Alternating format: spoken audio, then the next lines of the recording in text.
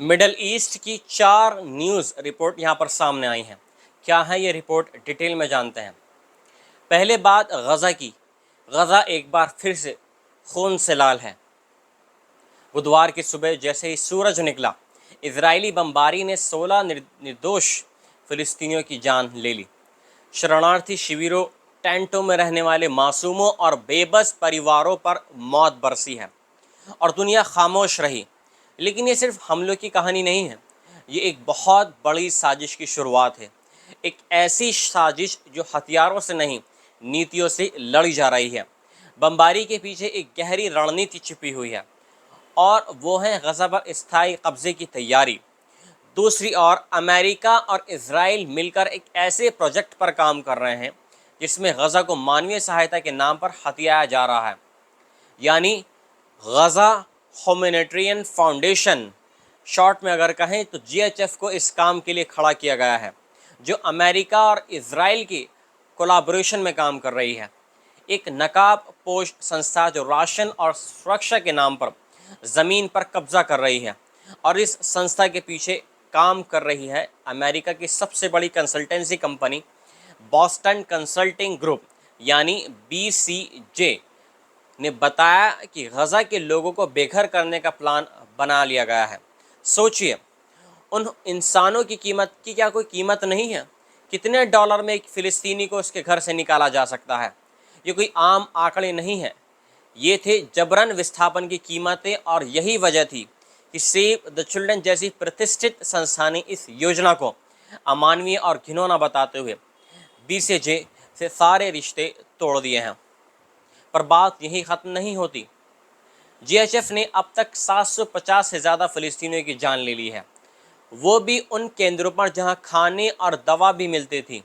अंदर से ही सही, USAID के अधिकारियों ने रिपोर्ट भेज दी है कि संस्था अव्यवस्थित, स्पष्ट और ख़तरनाक है। पाउडर दूध उन इलाकों में भेजा जा रहा है जहां साफ पानी तक नहीं है। मतलब ये मदद नहीं है, सुनियोजित मौतें हैं। उधर अमेरिका चुपचाप इसराइल के लिए अरबों डॉलर की लागत से मिलिट्री बेस बना रहा है।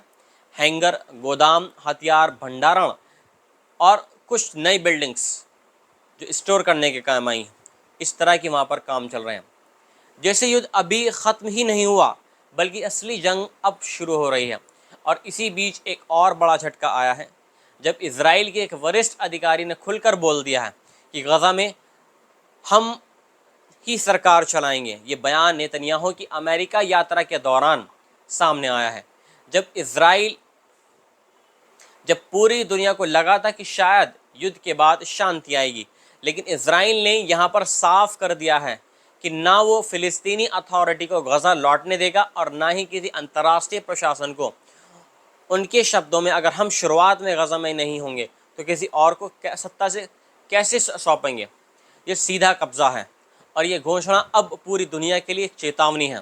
इसी बीच एक बहुत ही अहम मीटिंग हुई है जो शायद अरब क्षेत्र के समीकरण बदल दें। ईरान के विदेश मंत्री अब्बास अराक्ची ने सऊदी क्राउन प्रिंस मोहम्मद बिन सलमान से भी मुलाकात की है। ये उस 12 दिन की भीषण जंग के बाद हुआ है जिसमें इजराइल ने ईरान पर हमला किया था और जवाब में ईरान ने अमेरिकी एयरबेस को निशाना बनाया था। इस मुलाकात में अराक्ची ने सऊदी नेतृत्व का धन्यवाद किया और उन्होंने इजरायली आक्रमण की यानी वॉर की खुलकर निंदा की है। दोनों देशों ने कूटनीति और क्षेत्रीय स्थिरता पर भी बातचीत की है और ये संकेत दिया है कि खाड़ी देश अब इजराइल के खिलाफ एकजुट हो सकते हैं।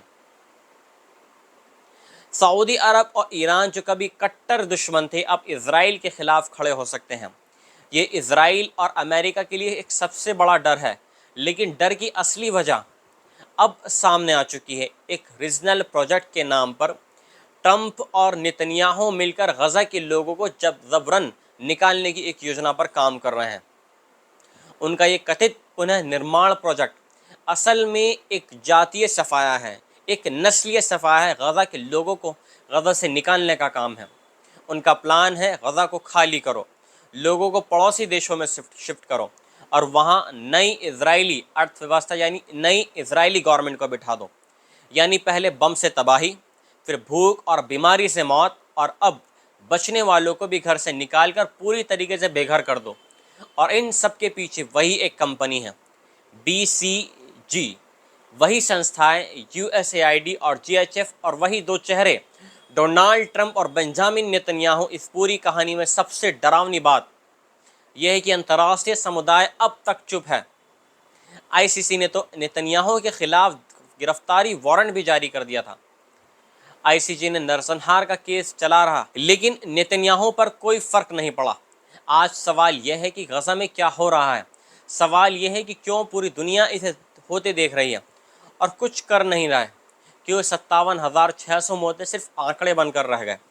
क्यों एक पूरी कौम की पहचान मिटाने की साजिश हो रही है, डिप्लोमेटिक प्लान कहा जा रहा है। और सबसे बड़ा सवाल, क्या गजा सिर्फ एक ज़मीन का टुकड़ा है या वहाँ रहने वाले इंसानों की कोई कीमत नहीं है। मिलता हूँ मैं आपसे एक नई रिपोर्ट के साथ में। जय हिंद।